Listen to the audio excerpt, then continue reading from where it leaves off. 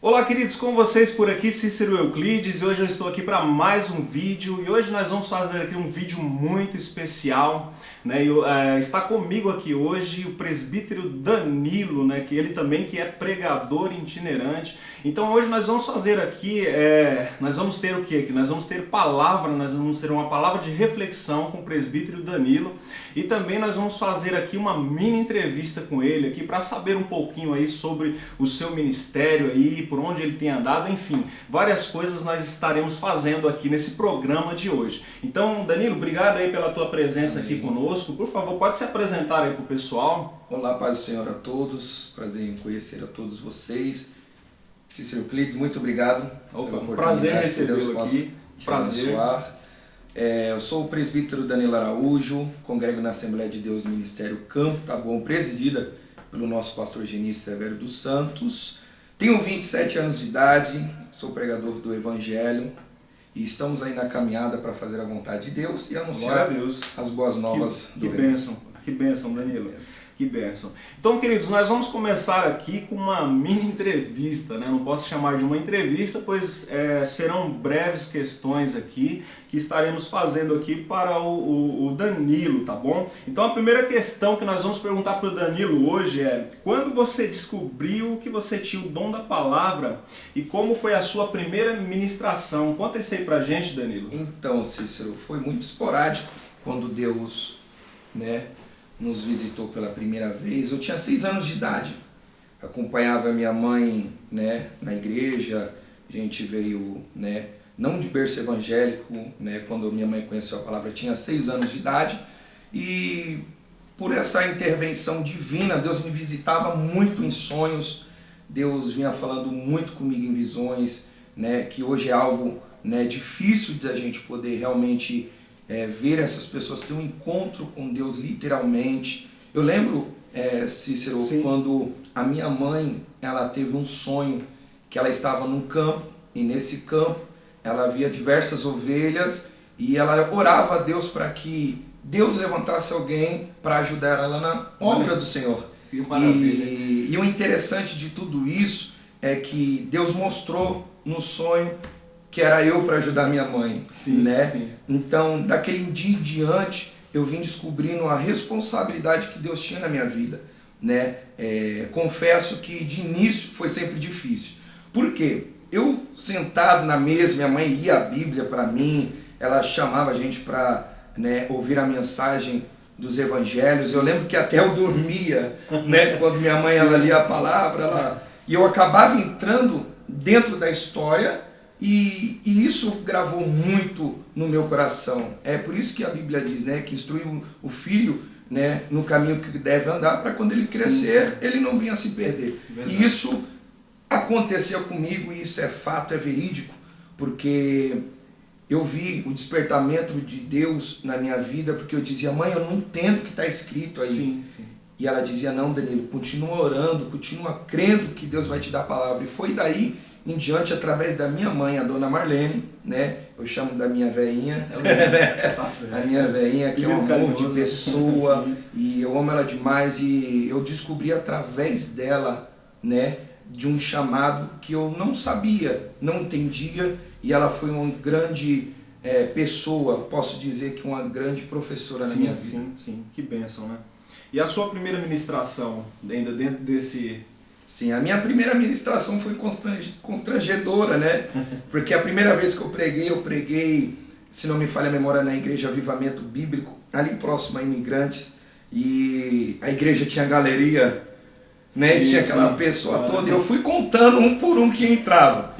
Quando eu perguntei para o pastor, ele dizia: olha, aqui na igreja a gente tem 100 pessoas sentadas e 200 pessoas lá em cima. E eu falei: meu Deus do céu, eu falei: e agora, E começou a dar aquela tremedeira, aquela suadeira, sim. E de início a gente sente, aquelas dor de barriga, aquelas, Então, foi meio complicado, porque de início tudo é um experimento, para a gente poder desenvolver uma chamada, desenvolver a responsabilidade ministerial. Mas foi uma experiência muito boa, porque a partir dali eu vi que nos meus erros eu poderia se tornar uma pessoa muito melhor no contexto da palavra do Senhor. Glória a Deus, que bênção. Agora, qual foi a sua maior dificuldade como pregador nesse tempo aí que você tem de caminhada? A minha maior dificuldade, Cícero, foi em questão de eu aceitar Sim. o chamado, a vocação, né? Porque eu tinha um intuito de ser músico, ser levita. Minha mulher fala que se eu fosse músico eu não estaria na igreja, né? Porque meu sonho era ser igual aqueles negão norte-americanos, que faz aqueles melismos e tal. E eu queria ser músico, mas a responsabilidade da palavra era tão grande que isso acabou me emocionando, porque eu percebi que a necessidade hoje de ver um jovem, né, poxa, que nem eu tenho 27 anos de idade, né, a gente galgar, né, lugares, experiências, a gente está pregando a palavra de Deus, né, foi algo especial da parte do Senhor. Que bênção, maravilha. E aí tem algum momento, aí você lembra de algum momento que você estava pregando e falou alguma coisa errada no púlpito e depois você ficou, meu Deus, o que eu fiz? Teve tantos. Tem uma que a minha esposa, até hoje ela zoa comigo, brinca comigo, né? Porque a gente é ser humano, né, irmãos? Então a gente erra, né? A gente às vezes troca palavras, porque quando a gente está pregando, a minha mente ela é tão fértil que enquanto eu estou pregando, eu acabo criando outra mensagem já para outro culto. Sim. É um negócio de doido. Aí teve um dia que eu fui pregar, né, na igreja de um grande amigo meu, pastor Flávio, bispo Cacá, e eu estava ministrando e eu estava pregando sobre Eva. Foi quando eu falei que Eva era estéril. Eu estava pensando em Sara, estava pensando em outra história, e eu fui falar que Eva era estéril, e fora que eu fui falar que ela estava cozinhando as folhas, né? Foi um mico, porque minha esposa me zoou muito, mas foi algo que marcou minha vida e entre os amigos também. E tudo serve como aprendizado. Sim. Mesmo. Agora vamos lá para mais uma questão aqui que eu preparei aqui para o Danilo. O que é necessário para ser um bom pregador e o que você aconselha aí, Danilo, para quem está começando? Bom, primeiro, para ser um bom ministro do Evangelho, eu costumo dizer que o campo missionário não é principalmente o lado, né, interno, mas é o externo da mente, né?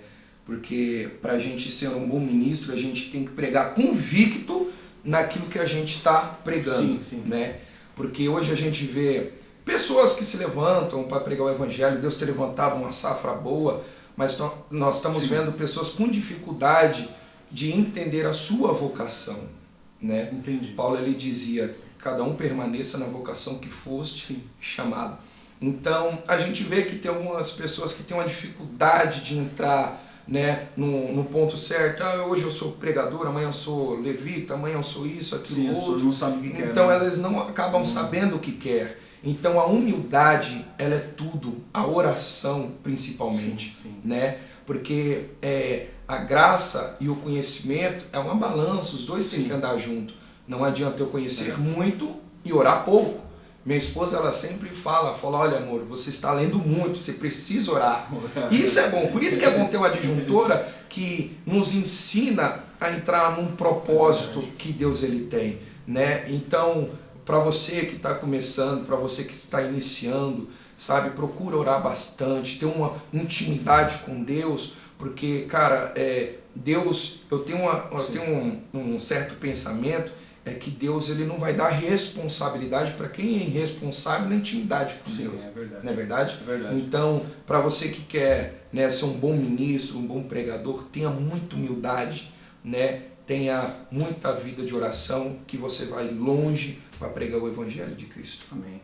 Glória a Deus. Como você prepara uma boa mensagem aí? Como preparar uma boa mensagem? Olha aí. Qual seria aí uma dica, aí, um conselho? Então, uma das maiores dicas é você ter bastante conteúdo de livros, né? Sim. Porque a gente vê como vários comentaristas, né? O William Berkeley, né? Tem o Bacon, né? Tem o o Champlin, né?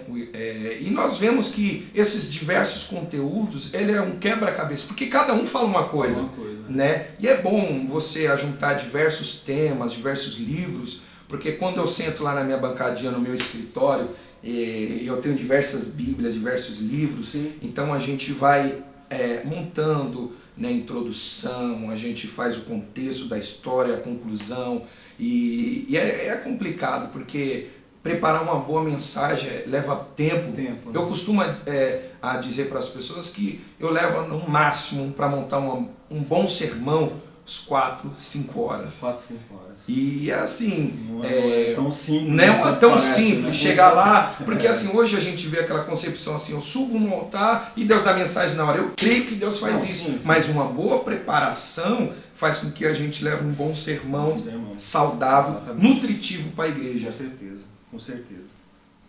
Qual a mensagem que quase já não é pregada hoje, assim, na tua opinião?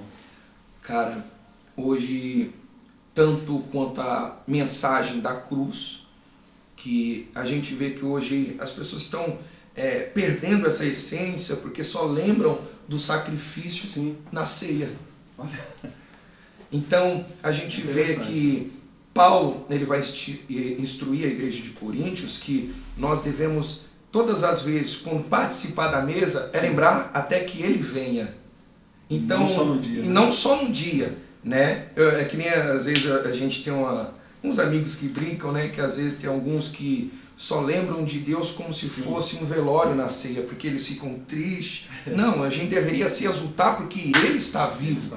Então essa palavra sobre a mensagem da cruz e a volta do nosso Cristo está se deixando para trás, porque essa palavra hoje não tem tanta valia, já não tem tanto temor como antes. Eu lembro quando era pequenininho, o pastor ia pregar sobre Apocalipse, a igreja falava, uau! Né? Então entrava aquele temor nas pessoas de dizer, cara, Cristo ele está voltando para buscar a sua igreja, e Maranata, ora vem Senhor Jesus. Sim. E eu creio que Deus está levantando grandes homens e mulheres de Deus para pregar a mensagem da cruz e da volta do nosso Jesus de novo. Amém. Agora fala pra gente aí de uma situação inusitada, ou 1, 2, 3, pode falar aí, que você encontrou aí na sua itinerância em alguma igreja. Então, o que a gente tem visto aí, né, nos bairros, na cidade, afora, nós temos visto a falta de preparação, né, de obreiros, a falta de preparação. Por quê? Eu estou dizendo isso? Porque nós chegamos na igreja e nós pregamos uma palavra genuína. A gente não faz rodeios para pregar uma boa mensagem. Sim. Nós simplesmente pregamos a palavra como ela é simples, pura, né? E a gente vê como a igreja do Senhor hoje, ela fica dizendo, nossa, eu nunca ouvi isso. Entende? Sim, então, tipo assim, uma mensagem, sabe, que é como Jesus ele disse para a samaritana, se você soubesse quem eu sou, você pediria da água, você tomaria dela e você jamais sentiria sede. E hoje nós estamos vendo as pessoas dentro da igreja, nessa situação, passando sede, fome da palavra do Senhor. É isso que a Bíblia diz, que chegará tempo que as pessoas sentirão fome de pão e sede de água. Não simplesmente da água e do pão ali, não, ele está dizendo da presença, da palavra de Deus. Então nós temos visto, né, uma grande situação, a falta de uma boa mensagem, de um bom conteúdo, né? Porque a gente quando amadurece, a gente entende que uma boa palavra de avivamento, que eu costumo dizer que avivamento não é cair dentro da igreja, é permanecer de pé fora da igreja, entendeu? Então a gente tem uma vida transformada, uma vida vivendo, né, na metanoia. O que é a metanoia? É arrepender. Porque a única coisa que causa festa no céu é o arrependimento de um pecador. Não é o meu nome, não é meu status, não é o anel, não é meu graduado, não é nada disso, é quando a gente se arrepende. Então a metanoia, a mudança de mente, caráter e de vida, é isso que a gente precisa encontrar hoje na igreja. E hoje é difícil, porque a gente prega a mensagem, as pessoas hoje, elas não conseguem absorver, né, a mensagem de Cristo, como Paulo ele disse, né, na igreja de Efésios 4, 17 ao 18, 19, que hoje as pessoas têm uma mente dura, o coração obstinado, e elas se tornam insensíveis. Então, esse caso inusitado que a gente tem visto na igreja, é a falta de sensibilidade e de amar a igreja como Cristo, né, amou ela. É uma grande, né, dificuldade que a gente tem visto. Tá certo. Como pregador itinerante, você estipula valores para pregar? Se sim, se não, o que você acha sobre isso? Se as igrejas colaboram, se os pregadores também? Olha, eu não cobro, né? Mas a gente carece, né? Sim, sim. Da gasolina, de uma autoajuda para a gente poder se locomover, Sim, né? sim. Porque até para Jesus ele entrar em Jerusalém, ele teve que montar na jumenta, né? Então, praticamente eu não estipulo um certo valor, né? Quando os irmãos entram em contato, eles dizem, irmão, preciso de uma ajuda? Sim, olha, irmão, preciso da gasolina para a gente se locomover, né? Porque eu fiz um propósito com Deus que eu não estipularia um valor, né? Porque quando a gente estuda, tem até mesmo um documento chamado Didac, que é a doutrina dos apóstolos, né? A comunidade tinha um grande problema, porque quando os profetas eles vinham, os mensageiros, né, vinham, porque era diferente de hoje, né? Poxa, vamos supor, você me liga e fala, vem aqui e tal. Não, antigamente eu ia até você e dizia, Deus tem uma palavra. Então, o que acontecia na igreja? Então, tinha muita gente que aproveitava, né, da situação. Então, eles fizeram uma didática, a lei da comunidade deles, dizendo que quando o profeta vier, a gente dá o pão para ele, abastecer aquele momento que ele está indo. Mas olha só que interessante, eles vão dizer que se o profeta permanecesse 3 dias na comunidade, já era considerado falso profeta. E se ele já viesse numa intenção de um alto valor, eles diziam expulsai-o, não aceitais ele.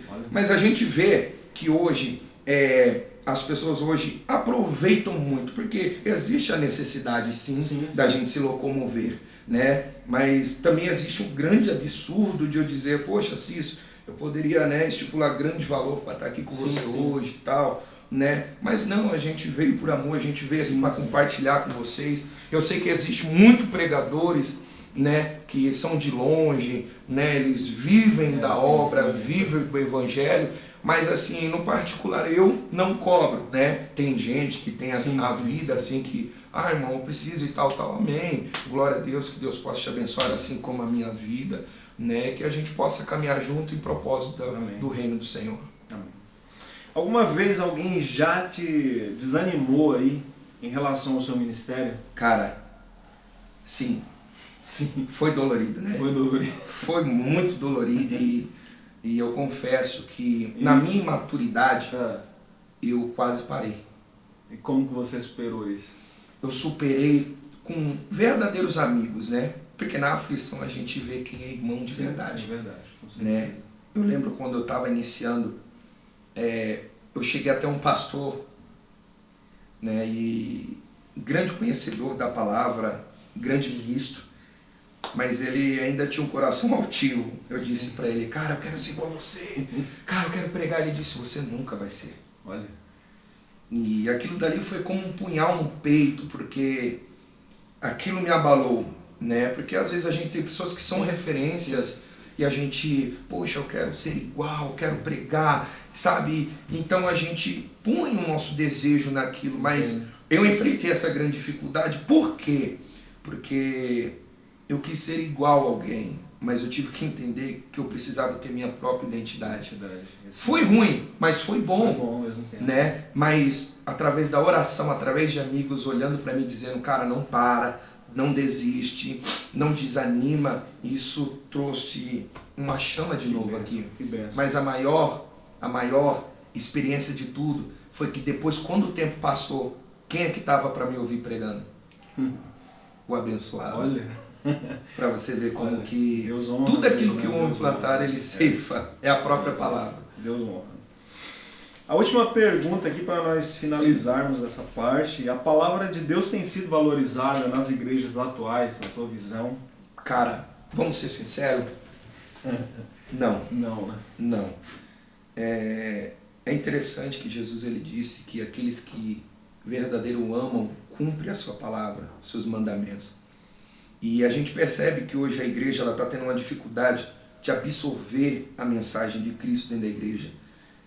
Hoje já não tem tanto valor uma palavra de santificação, porque hoje você falar disso se torna indireta. Sim. Né?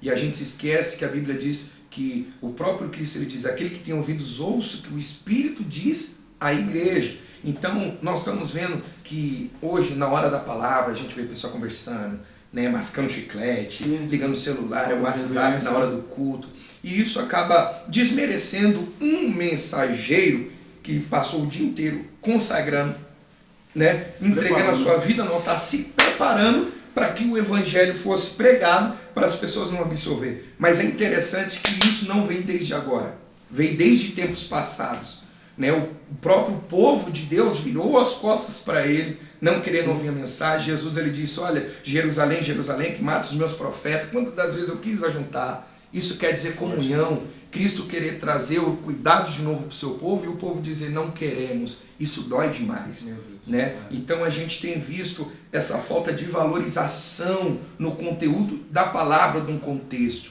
né? Eu costumo dizer que um bom culto é aquele que faz a gente refletir em tudo que a gente está fazendo, né?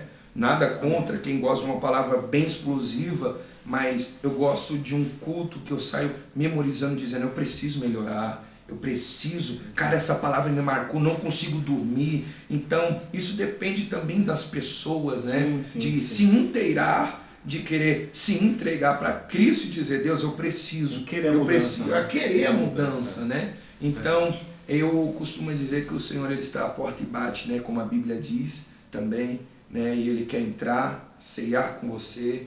Isso quer dizer relacionamento. E eu creio que nós vamos voltar a ter uma geração de Bereia. Olha, bênção. Glória a Deus. Tá uma bênção aqui, irmãos, a presença do Danilo aqui com a gente. Eu tenho certeza aí que ele já esclareceu até algumas dúvidas aí para alguém. Continua com a gente aqui, tá bom? Que agora o Danilo vai trazer aqui uma palavra de reflexão aí para os nossos corações, ok? Vamos lá, Danilo? Amém. Você tem um texto hoje para compartilhar com a gente? Tem um Salmos que eu amo muito. Salmos 119, versículo de número 71. O salmista ele vai dizer: foi bom ter sido afligido para que eu aprendesse os seus caminhos. Em algumas traduções vai estar estatutos. Nós vemos agora que o salmista ele está dizendo, Deus, foi necessário passar por tudo isso, foi necessário sofrer, foi necessário eu padecer para entender a sua vontade. E é interessante que o salmista ele expressa uma lição de vida, porque talvez você está perdido, porque talvez você está a ponto de desistir, porque talvez você está dizendo, Deus, eu não estou aguentando mais, Deus, eu já estou, desacreditando de tudo, até mesmo do Senhor.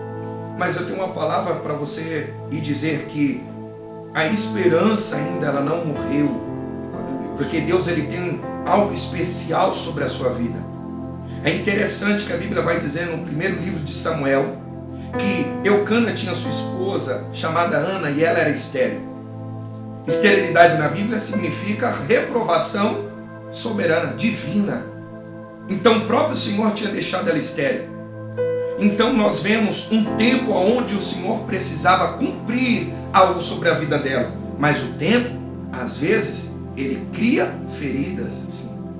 Mas as feridas, como Paulo ele dizia, que ele carregava as marcas do Evangelho sobre as suas costas, era um mapa, um direcionamento para as outras pessoas poderem enxergar o caminho aonde devia seguir. E é interessante que a Bíblia vai dizer que a luta diária dela começa dentro de casa, ao ponto que ela fica amargurada de espírito. E a história vai dizer que a opressão estava tão grande dentro de casa que Penina afrontava ela. Para você entender, olha só, a história vai dizer que debaixo da opressão, Ana começa a orar. Debaixo da opressão, Ana jejua. E agora a Bíblia vai dizer que a opressão estava tão grande que ela sai da sua casa para ir para o tabernáculo. E quando ela chega lá, o sacerdote pensa que ela está embriagada, mas ela disse, não, eu estou amargurado de espírito, eu só vim buscar a Deus. Você está entendendo que para algumas coisas acontecer na sua vida, às vezes é necessário vir uma opressão, às vezes é necessário vir a pressão sobre a sua vida, para que você veja o que Deus ele quer ministrar para você. Entenda uma coisa, Deus sempre levantou algumas pessoas para destravar a nossa vida, para tirar a gente do acomodismo, para tirar a gente da situação que talvez a gente ache que está bom. Mas eu quero te lançar uma palavra profética. Deus vai te despertar e vai te destravar para um propósito eterno na obra dele. Olha só que interessante. Teve uma certa feita que eu subi ao monte para orar, Cícero. E quando eu subi, estava de frente uma árvore. E eu orava dizendo: Deus, fala comigo. A gente tem esse costume de às vezes dizer: Deus usa alguém, né? Deus manifesta a tua glória. Mas o interessante é que o silêncio de Deus falou comigo. Porque às vezes o silêncio de Deus é uma grande resposta para você. E de repente, Cícero, eu vi uma lagartinha andando no meio da mata. E eu vi ela se rastejando. E eu observei por longo tempo o trajeto que ela levava para subir numa árvore, para procurar um ramo e parar e se fechar no seu casulo. E porém, Deus disse para mim: falei com você. Deus fala em coisas simples e a gente não ouve. Sabe o que aconteceu? Eu fui estudar sobre a largata. E a ciência vai dizer que ela vive os perigos se arrastejando. De alguém pisar, de alguma besta fera a devorar, de algum pássaro a pegar. Mas ela se rasteja durante esse período para subir até uma árvore, no seu tempo determinado, para procurar um ramo e viver dentro do seu casulo. Quando ela entra dentro do seu casulo, a palavra casulo ela vem da palavra crisódolis, que significa crise. E Deus veio falando comigo naquele dia que às vezes é necessário a gente viver uma crise. Hoje nós vemos pessoas dizendo: não, nós vivemos em Cristo, não em crise. Espere, para você entender que a Bíblia vai dizer que a maioria do povo hebreu cresceu debaixo de opressão.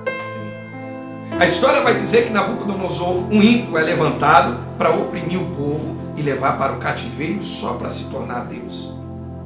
Você está entendendo que Deus, ele sabe trabalhar da forma correta, da forma que ele deve se trabalhar.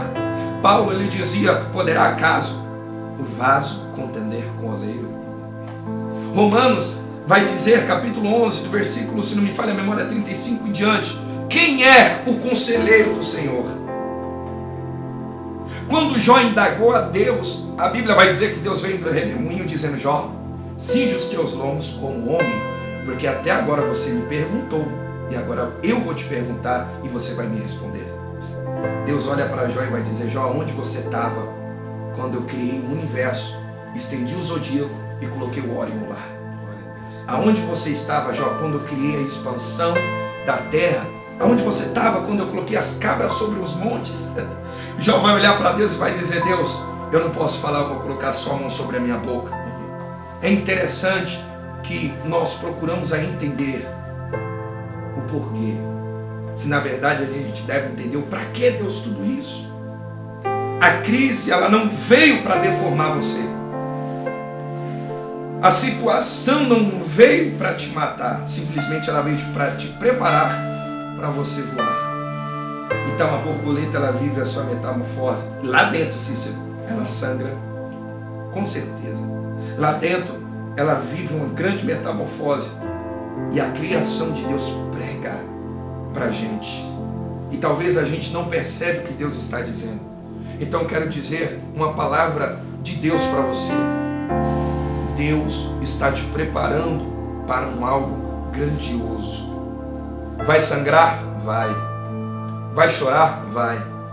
Vai andar com pessoas que estavam com você e de repente vão virar as costas? Vão.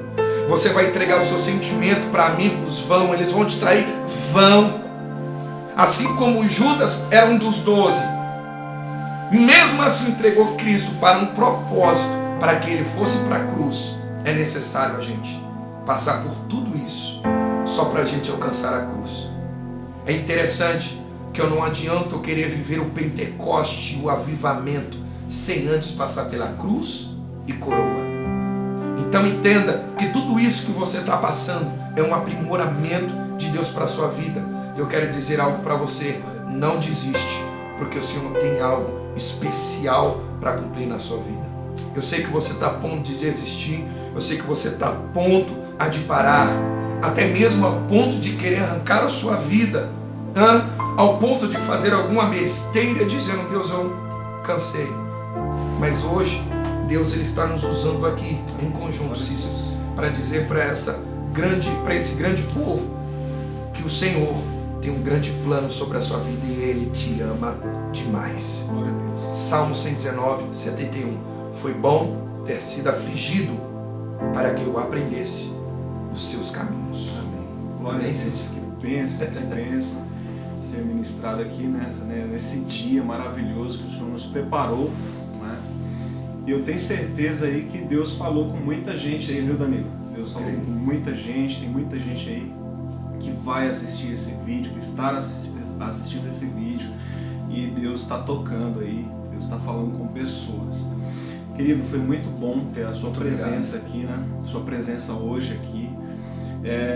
Quero dizer para vocês aí que vocês podem interagir, se Deus falou com você aí, se você se identificou com o pregador aqui, o presbítero Danilo, você vai lá interagindo com a gente nos comentários, ok? Não deixe de dar um like no vídeo para que outras pessoas também possam aí ser alcançadas por esta mensagem, ok? Tá bom? Então se você ainda não é inscrito no canal, se inscreva no canal aí que vai ser bênção aí, em nome de Jesus, tá? E Danilo, você aceita convites aí? Aceitamos, aceita sim, convite? sim. Você tem no perfil do Facebook? Sim, tem lá, tem presbítero Danilo Araújo. Isso. Temos também o nosso Instagram, né, que é oficial Danilo Araújo 01. E também nós temos o contato. Isso, e a gente pode deixar o contato na descrição. Então, a gente vai deixar o contato aqui do presbítero Danilo na descrição, tá? Vai deixar o seu WhatsApp aqui e suas redes sociais, caso os irmãos queiram entrar em contato com o Danilo aqui para ministrarem em sua igreja, em seu evento, né? Somos do estado de São Paulo aqui, mas tenho certeza que se for de outro estado, vamos pregar o Danilo atende pelo Brasil e pelo mundo, gente. Então vamos aí abençoar o servo de Deus. Então esse aqui foi o programa de hoje, um programa diferenciado, o primeiro programa nesse formato, né? Então eu espero que vocês tenham gostado. Eu tenho certeza que muita gente saiu abençoado daqui desse programa hoje. Então fiquem todos com Deus, um grande abraço e até a próxima.